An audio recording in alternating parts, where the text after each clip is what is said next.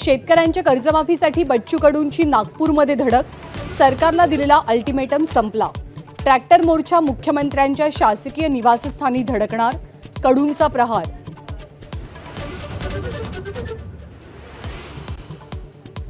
उद्धव ठाकरे म्हणजे भस्म्या रोग झालेला अॅनाकोंडा।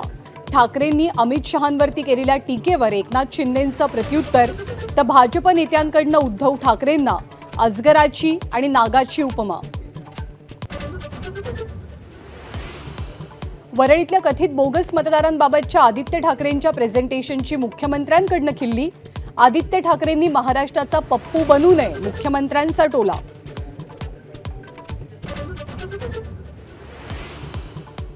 फलटणमधील महिला डॉक्टरचा मृत्यू, गळफास घेतल्यानं शवविच्छेदन अहवाल समोर, तर मुलीची हत्या झाल्याचा आरोप। सीडीआर रिपोर्टमधून नवे धागेदोरे मिळवण्याचा पोलिसांचा प्रयत्न।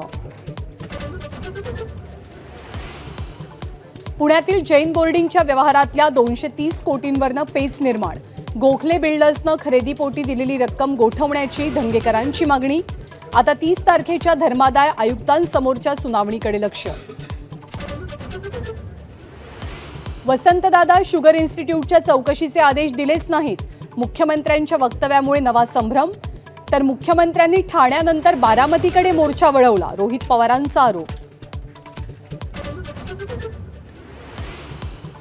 आणि केंद्र सरकारच्या कर्मचाऱ्यांसाठी खुशखबर, 8व्या वेतन आयोगाला मंजुरी, 50 लाख कर्मचाऱ्यांना होणार फायदा। एबीपी माझा, उघडा डोळे बघा नीट।